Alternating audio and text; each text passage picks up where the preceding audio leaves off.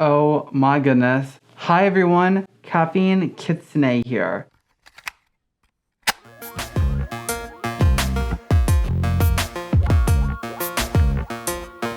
I went to a nightclub this past weekend and ran into one of my patrons there. Not like physically ran into, but met up with. He gave me this super cute Lego chicken set, which is so nice. The shelf behind my computer is slowly turning into a Stardew Valley screenshot. I hope Cluckers doesn't get jealous.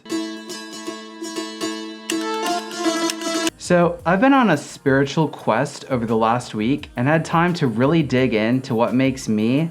If I dug any further, I would have hit the nether. I normally don't watch my older videos, but I was feeling a little bit nostalgic. So I spent one morning in the parking lot at work rewatching a lot of the definitely rough and edited by a caveman footage I found from my channel. I'm talking peak old calf videos from back in 2016. And it got me thinking, as a creator, you're always trying to find ways to critique yourself and make everything better. This is good as it helps keep you improving little by little. But this time, the critique wasn't on something that was as easy to find as a bunch of ums and uhs sprinkled into the video, like Krispy Kreme employees who ask themselves each morning, but what if we added more? This was something that I wasn't too proud of, and luckily for you, didn't really show up in any of my videos. My very first video was incredibly nerve-wracking to film. I spent more time staring into the lens of the camera in silence than those birds that you see on nature documentaries. During that video, I kept asking myself, why am I doing this? I should just do other furry things that don't involve putting yourself out there for the world to see. But I eventually finished the video, and after much editing, I published it and waited. I thought, well, that was a cool experience I'll never do again. And I would have been content at the time to see the video hit like 14 views tops. I could tell myself I did it and then put it on my fridge to mention to friends when they come over for this harrowing feat I survived. Some people have photographs of hiking trips to Mount Kilimanjaro on display. I would have had my first and only YouTube video on that mantelpiece. It's my baby. But after traction started to come in from my videos, I found myself watching the numbers go up and up on each video like some kind of deranged stock market executive. Nothing was in the red. It was only going to get better and better. Note, this channel has no stock market advice. I could totally be wrong. I don't know if red's good or bad.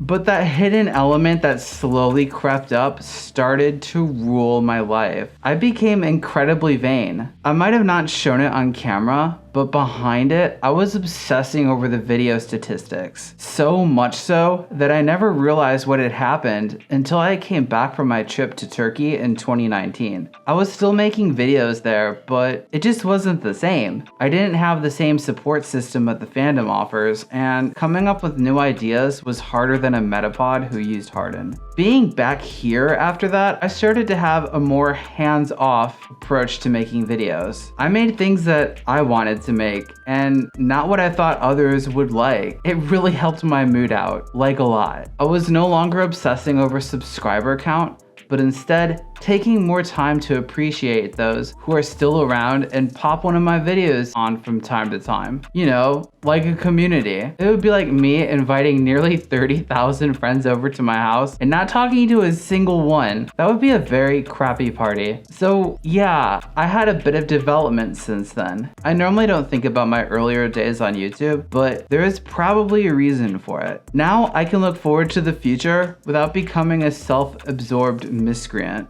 I kept this part of me a secret, like a mega secret. Only 3 people knew about it. We as humans tend to keep anything negative about ourselves hidden. Keeping that part of my history locked away was all too easy with YouTube. Heck, not even YouTube, but other forms of social media. It's really easy to make yourself seem better when you can curate everything that reaches others' feeds. But I didn't want to do that. Making this video was tough, maybe even tougher than that first video. But I had to get it out there. I care about each of you that have been with me since the beginning, middle, and those of you who just joined. By sharing this, I hope to add a level of transparency to my channel that might have been missing. Whew.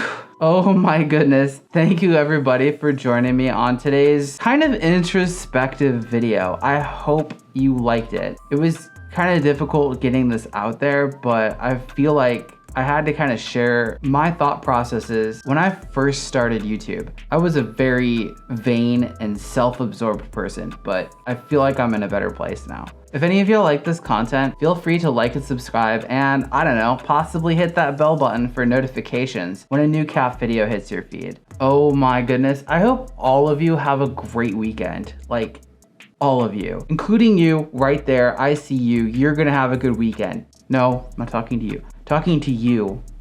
I'd like to give a huge thank you to the following Gold Egg patrons: Blueberry, Keys, Chase Husky, Ashira Pony, Moodle, DH, Apollo Bunny, Dynamo, Emerith Cantonine, and Cinderkitten. And a huge thank you to all of my other supporters as well. If any of you want to consider becoming a patron, check me out on the link down below.